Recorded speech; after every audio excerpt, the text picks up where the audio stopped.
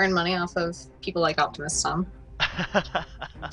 Optimus Tom, that guy, he's got some bad guessing skills, as we could say. But we're looking at, so you guys see the chat bans, those are in the white boxes as always.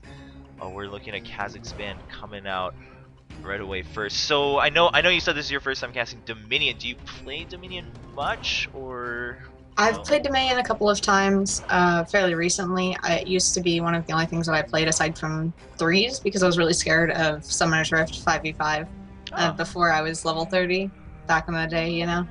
right on.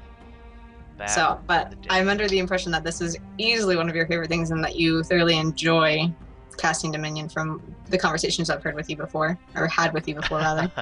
Yeah, for sure. Definitely something I enjoy a lot. I mean, like a lot of people who have been watching know that when I first started, I had no idea what was going on. I actually hadn't played it too much. Just like everyone, I think I was part of the group that played it a lot when it got released. Riot hyped it up a lot, and everyone played Rammus and used Ghost. It was the way to go.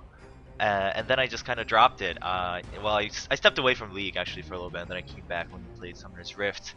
I got to cast, and now I'm pretty hooked. I play it now and then when I don't have as much time because the games are quicker. But Definitely. yeah, it's definitely fun.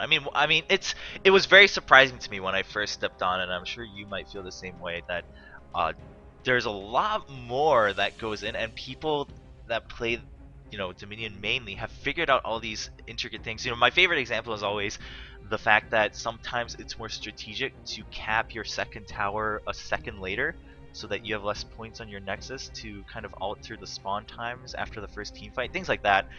It just kind of blows my mind that those things have been designed intentionally from the design standpoint, and that players figured it out.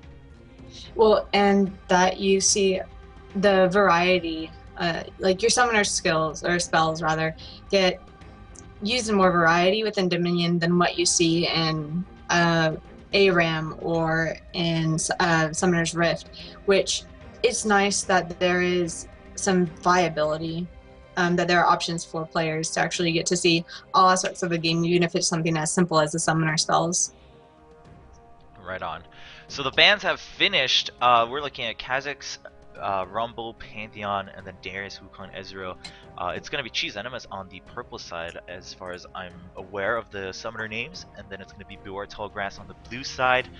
Just run through the bans real quick. I mean, Kazakhs, a lot of you guys know that ever since release, his assassination abilities are really good on the Crystal Scar, especially if you evolve his wings. He can jump over a lot of walls that many other champions cannot, in fact.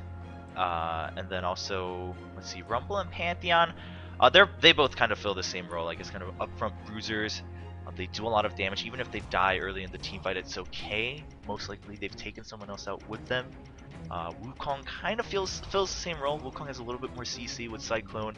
Darius, of course. Gander loves to talk about that deforestation from Darius's ultimate, the dunks, and then Ezreal. As you guys just saw, I mean, he's a slippery champion and has a lot of potential for damage. So picks going down. Jax was first pick. Jax, I mean, whenever I talk with Gander, Jax always comes in to the discussion as kind of the standard go-to save champion, and I would say it's a similar situation on really all the maps. I feel like Jax. There's never a time where Jax isn't good. It's not like he's bad in any situation or any map. It's just that he may not be the most optimal, but I think that also makes him a pretty safe first pick, especially in Dominion, because it's not going to be like on Summoner's Rift where you're going to possibly get countered and snowballed out of the top lane. And y'all said York and Jax are two of the safer picks. I'm looking some at a chat, but he ended up losing pretty hard to Malzahar last game. He was just getting pushed up against his own point. But see a Jarvan pick coming down and Sona. Interesting. Yeah, it's actually really interesting. If that Sona gets locked in, it'll be fun to see, because Sona, we haven't seen Sona in a while, at least not in the games we've streamed or casted. recently in Dominate Dominion. Everyone's been kind of focusing on Lulu just because she has been the go-to pick for support. Speaking of which, Lulu wasn't banned either, so we might see a Lulu pickup coming up from Chizenema. But I mean, Sona's always been strong. I don't think, her. I guess she did get nerfed, of course, recently, and some people think it's a little bit too harsh. There was a huge kind of thread going on right after the notes were posted about how her base stats without any runes and stuff was comparable to a minion, I think, at level 1. So, yeah, people weren't too happy about that. But, I mean, her utility and abilities are still there, I would say. So, it just kind of means you can't be as aggressive, or you have to switch up your playstyle just a little bit. And then we're looking at a quirky highlight, and then cycling through Malphite and Nunu. I mean, I don't think I need to say too much. Lots of attack speed debuffs, so it's not only going to counter Jax and Jarvan, but also if they want to pick up any ranged carries from Beware Tall Grass, that'll be dangerous. And of course, Malphite with that initiation is pretty scary with Unstoppable Force. Definitely coming in with that new quirky combo. Have some nice quick attacks. Depending on how they build, since this is I actually coming into a Dominion match, I wouldn't be too surprised to see like an AD Sona. She has that nice passive that would really work with it. And last match had a very, very strong AD team versus a very strong AP team. And I different play styles all around, different build styles, definitely. And got to see 2 last picks on blue team, which was, what was the other team that we have against Cheese Enema? Beware Tall Grass is on the blue Thank team. you. So maybe another Malzahar, and then Ashe. I don't know. I don't think I've ever seen an Ashe even being highlighted in Dominate Dominion tournament. So would be interesting. My instincts, based on what I've learned so far through Dominate Dominion, my instinct is to say that Ashe wouldn't be as viable as many other carries open, but did get locked in by Kless. So we'll see um, who's really going to take that in the end, and also how they're going to play it out. I mean, she can kite for sure, and then there is the global ult, which is always good. Anyone with a global ult helps out a lot because you can interrupt from far away. It's also really good initiation, things like that. But if she gets jumped on, I mean, we have now Xin Zhao is the last to lock in for Cheese Enema. Xin Zhao can get in, Malphite can get in. They can kind of ignore the other champions on Thor Tallgrass and go for Ashe right away and take her out. I'm not sure how well that'll work out. It's really going to be on, I think, Sona to kind of save that crescendo for emergency purposes. Yeah, get that peel and disengage in order to save her team until they can get a little bit beefier. But might be a strong team. What level 1? Did they don't start? Yeah, they do. Well, level 3. They start at level 3. So. Thank you. I'm never quite sure. I'll jump into some of these games and I'll start putting points into abilities. Be like, well, I just screwed myself over. But looks like could see some very very interesting lockdowns going with the Zyra and Malphite. Nunu for the slow. Maybe get some attack speed in there, depending on where he puts some points in first. For sure. Yeah, I mean, I think Enema has a really strong comp, and then since that was always fun to watch, I think, on any map, just because with his changes, he can be played pretty much in 2 different ways, I would say. Generally speaking, you can either play him as a standard, jump in anti-carry bruiser, or you can play him as an initiator, kind of wrapping around the back and pushing everyone and things like that. I think a lot of people were surprised along, including myself, when Moscow 5 at the World Finals, I used that strategy to wrap around and push everyone into Evelynn for that initiation. Things like that, I think opens up a lot of possibilities, and I feel like Riot's doing that with a lot of champions. Makes it a lot more fun, in my opinion. Definitely, and then with some of the new item builds that they're bringing in, it'll create a bit of diversity on top of. I'm not completely aware of the changes that they're putting into the jungle, but I've heard some good things about champions that were formerly known for being AP mids or supports or various lanes other than jungle that will be able to go in there and perform in a way that we have not seen before.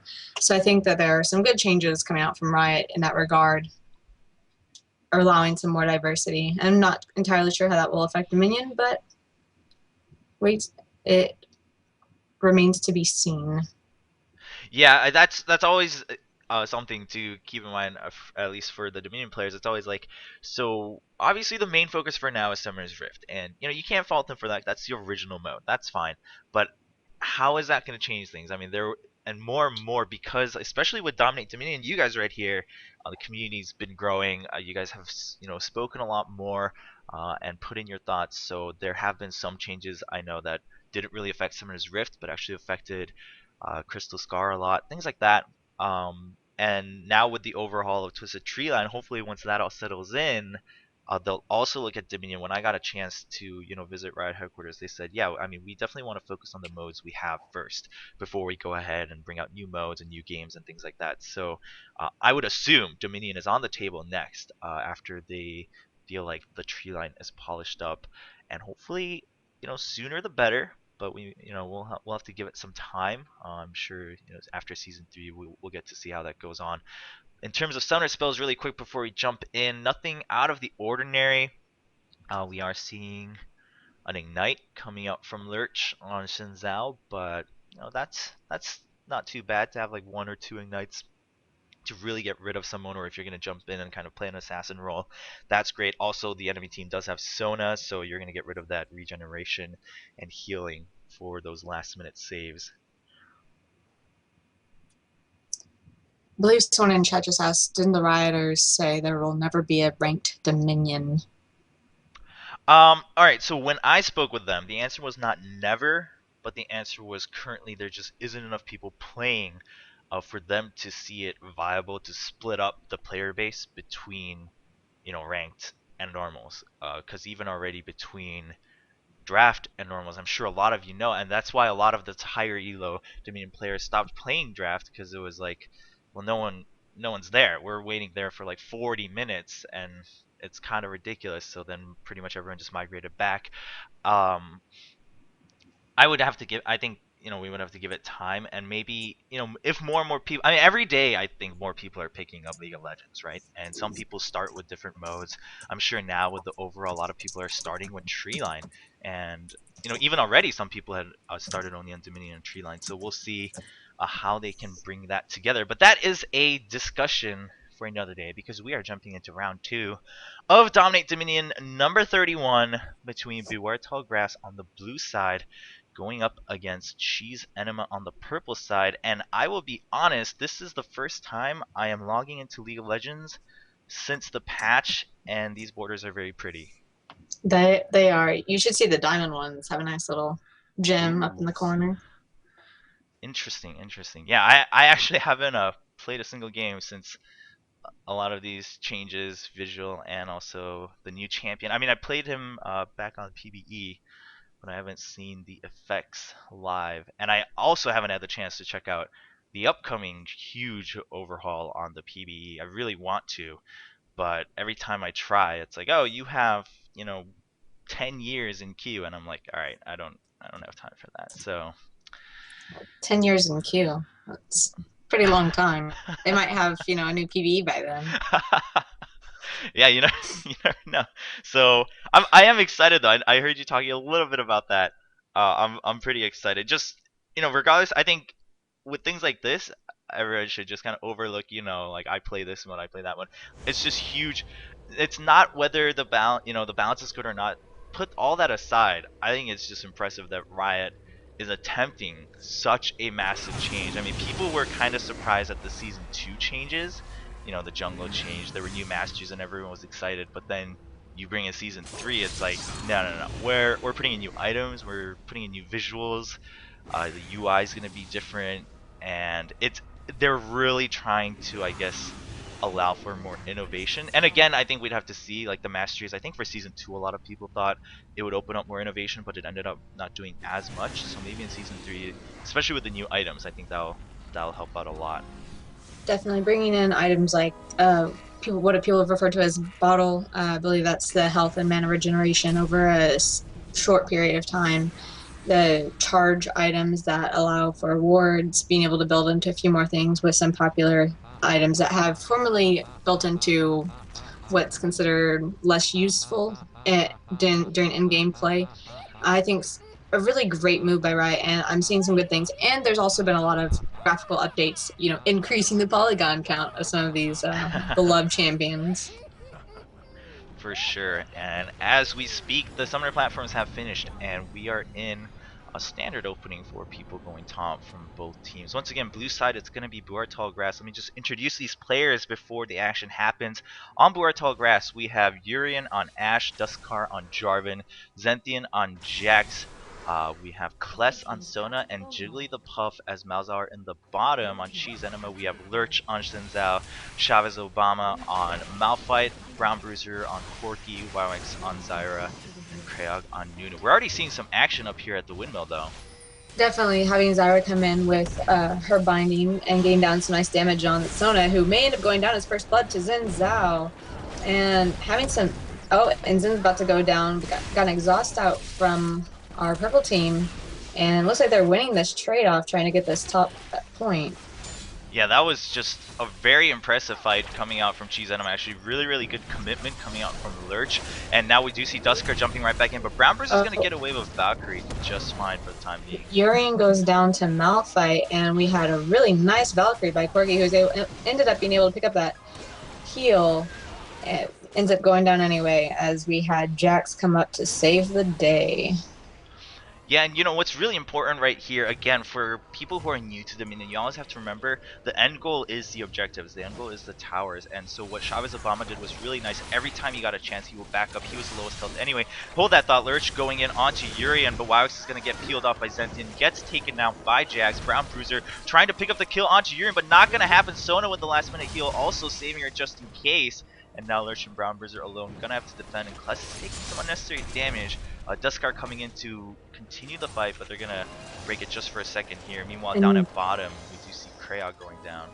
And it was a very close fight between Nunu and Malzahar going out. It just Jiggly had the jukes, and Nunu ended up going down to it. But still in top lane, we have a lot of contests at this top point. Ended up getting a double kill on Ashe. And Jarvan trying to come around to his back point. I don't think he's going to end up doing himself a whole lot of good. Still have a full health Zyra, full health Malphite. About to chase him down, chunk his health a bit. Yeah, Zyra is going to be really good for sieging and defending towers just because of the plants, and also the long range snare is going to reset a lot of that engaging. Meanwhile, we did see Brown Bruiser making a really good escape, not getting hit by Jarvan's abilities, and then last minute picking up the health relic and then Valkyrie over the wall. Good jukes coming out. Now going to pick up the Storm Shield, which is going to help out his damage a lot, and they're already ahead, so this is going to be a little bit of a snowballing moment for Cheese Enema. We might even see them maybe push for a fight and then go for a 4 cap, as a lot of the revives are still on cooldown. Yeah, we're seeing both teams position for what looks like another team fight up this top point up here at Windmill. Just sort of dancing around. It's like having a Baron dance on. There's the Ashe ult onto Corki, and he's getting melted. Managed to Valkyrie out before he ends up dying. Jarvan ults, and we'll see how this ends up going. And Jax managed to Q out of the way. And Sona goes down to it. Zyra. Have a nice initiation by Xin Zhao.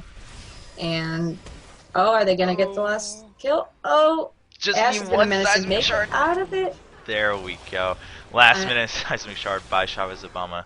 Gonna pick up that kill in that chase. They might be able to go forward the fort. Never mind. I'm gonna just take that back because Jarvan and Sona just spawned, and they won't have any chance to pressure. But they do still hold on to the 3 cap, which is giving them a steady advantage right now for Cheese Enema. Definitely, and we're seeing the Nunu ult come down on bot lane, but Malzahar just giving him a real beating. He's running for his life. Right now, they're in top lane. They just look to be positioning back to take over that tertiary point. But, oh, Sona's about to get caught out here. Anyway. Downbound Krayog is going to get away, and Lurch is going to come in for the gank, and Jiggly Puff is actually going to be the one going down, putting down the garrison, but it's not going to matter as they have 2 people channeling onto the tower. We do see that Jiggly Puff uses Revive to get down. Can they get the neutral? The Krayog's still on the tower. They need to break the channel, and the neutral doesn't go down. Krayog doesn't want to risk it, gets out before he gets taken out. Meanwhile, in the middle of the map, we do see Wywex picking up a kill. Zenthian not looking too healthy. Does get the leaf strike, not good enough. Zyra gonna pick up a double kill, and Lurch goes for the cutoff. They can definitely go for a 4-cap right now. Krayog is getting the Boneyard back for Cheese Enema, and Chavez Obama is already on the refinery. And Jarvan about to get caught out by the Zyra, just running back to his own tower while they capture this quest point. Nunu managed to recapture his point from the minions, who ended up taking it over, and we have Lurch taking over this other bot lane point. It's just Cheese Enema is doing a really great job here, and we may end up seeing Zyra go down. She got her exhaust off, but she gets shut down by Jax. Good chase by Zentian. They knew that Urian was going to recap the refinery, so Cheese Enema just gonna back off. They went for a double neutral Lurch, and Jigglypuff actually going to a dual. Lurch is standing on that dot though, not gonna be good for him. He needs to try to lifesteal, not gonna happen. Going to go down with the help of that minion. Meanwhile, up at the windmill, we do see a fight. Brown Bruiser is going to go down. It's a 3v1 even if you try to escape over the wall. And can they get the capture? I think they'll be just fine for Grow Tall Grass here. They finally ended up getting that point after they've been contesting it throughout the first 7 minutes of this game, while Jiggly managed to bring down Nunu and is recapturing his bot lane. But we have a Chavez Obama who's about to come in and get a nice free kill on him. Just gonna ground slam right outside the brush, picks up the kill, and is gonna channel, but Urian's gonna stop him. But for how long, I don't. Look at that damage coming in from Chavez Obama. Getting so melted, Urian doesn't even seem to have a standard chance. Oh, and there we go. Got another kill, 100 gold. And Chavez Obama just deciding that, you know what, it's worth the ultimate, get the kill, get a free tower. If not, you know, of course, we could have seen Urian trying to kite back and forth and delay this. Getting that 3-cap back is really important because they did lose the windmill up top. Meanwhile, Brown Bruiser and Lurch setting up with Wowix on the side. So I think, you know, Bjork Tallgrass needs to watch out. They are going to get snared right there, but it's only going to be Jarvan. There's a Stranglethorn. It's going to knock off all three. Oh, and Chest goes down. Sona managed to get off her ult, but it only interrupted Brown Bruiser for a second there. And we have the third kill going down on Jax as down this bot lane, Krayog is getting just harassed by Urian and Jiggly the Puff. He's probably going to end up losing this point, then not a kill in return. So they're going to manage, it looks like they're going to be able to take over, they're going to get a 4-point cap as you have 2 members of blue team that are just taking over this one bot lane. Yeah, Chavez Obama has been really good about keeping his eye on towers, neutralizing the ones he can, capturing the ones. I mean, they're going to lose this refinery, but having a 4-cap for even a few seconds is going to help them, you know, maintain that snowballing lead they had. And at bottom, Krayog knew he was going to go down, put down the garrison early enough that it healed back rather than just kind of slowing down the capture. So good move on his part too. Cheese Enema just looking really strong right now, 430 to 230. And they have a lot of their important items. Obama comes up with the Glacial Shroud. Managed to chunk Urian down to half health. Oh, we have some initiation on Zyra here. But it looks like Jackman's going down for this Jarvan with the clutch. Oh, managed to save Zyra, and we have a Malphite coming to finish him off. Got a nice clean 4 kills, and only leaves Jiggly the Puff up to contest with Nunu in bot lane. It looks like we have Corki coming down to take over this point, sneak something in, while Jiggly the Puff is nice and pushed. And Brown Bruiser just gonna back off, but that did relieve the pressure from the Boneyard. Krayog's pushing up, but they don't have the minion wave, but it doesn't matter because, I mean, look at this, 4 people. Lurch has that Storm Shield too. If Jigglypuff gets caught, it's a sure kill. There's an early garrison once again. Good move by Jigglypuff, but it doesn't matter. Melting him, bringing out that Zyra ult just to make sure that kill was secured. Oh, and we have Ashe coming in trying to contest that point. Zyra goes down. We have Zentian who is still on point, and Lurch ends up getting that kill on Urian, I believe. So, oh, we have Lurch coming back with Krayog to hopefully finish off Zentian, and then Dusker ends up getting that shutdown on Zhen Zhao, and Krayog just holding on for his life underneath the tower point. Up in top lane, we have Plus running from Chavez Obama, but to no avail. Yeah, I mean, Cheese Enema is just looking really strong right there. But good move by Zentian right there at the bottom. Using Counter-Strike, it actually negated all the damage, including what seemed like Zhen Zhao's Crescent Sweep. So very, very good job in, you know, the finding the right timing for that. Urian just trying to chase onto Chavez Obama, but Malphite is not going to have any of that backing off. Malphite are also picked up the Hextech Sweeper, so actually playing a little bit more of a support utility role than Zyra is. That's not what I expected, but it's working out for them. I mean, Wyox is going for a little bit more damage, a little bit more harass role with that new Blackfire Torch. Obama's actually going to chase in with the Seismic Shard. Yeah, they have their entire team, and they had already been chunking down the blue team down, well, blue team's health as they chased them from this middle of the map. Urian goes down, and Brown. Oh, we still have two members of the blue team up. Lurch is running over to get this health. And is he gonna get caught out for that? Oh, he's gonna get some of that lifesteal up on Urian and goes down for it anyway, but managed to get Warwick's and Braun the Bruiser out of that alive. Alright, so Wyox is going to back off once again, just keeping an eye out, trying to harass as much as possible, delay them. They know that the windmill might be the next target, and that's why Brown Bruiser is sticking around even though he's not at full health nor full mana, but pretty good status, especially if he can kite. Lurch also, I mean, that's how dangerous this is right now. Took out half of Urian's health while only, he was only at about 300-400 health before getting taken down 2v1. Chavez Obama is going to get caught 2v1 to begin the fight though. Zyra ult comes out, manages to catch his Zenithian out. We see Crowd trying to chase Jiggly the Puff, and Urian comes down to probably get this kill down on bot lane and capture this point. Then, and we have Zyra and Braun the Bruiser trying to contest up here. And they get some nice damage in, but manage to disengage well. Down at the bot lane, Chavez Obama is taking over this point, and they managed to just completely take over bot lane. It's Yeah, a fort capping it again. Cheese Anima is just all over the map. It's 4-5 to 52 right now. For Telegrass to stay in this game even at all, let alone try to win it, they're going to need to really get together. And rather than, I would say at this point, it's more of a desperation move. So rather than going as a group, they need to cap two towers at once. They need to neutralize and pressure two different points in the map at once to prolong this game. But Duskar is going to go down, and that's not going to happen without that Jarvan. Chavez goes after the Urian, and he's just getting melted under his tower again. Zyra, starting to get some disengage. We have a Sona ult managed to interrupt that Nunu ult, and got double kill up by Chavez Obama while they're taking over a fourth point, and 6 health remaining for our blue team.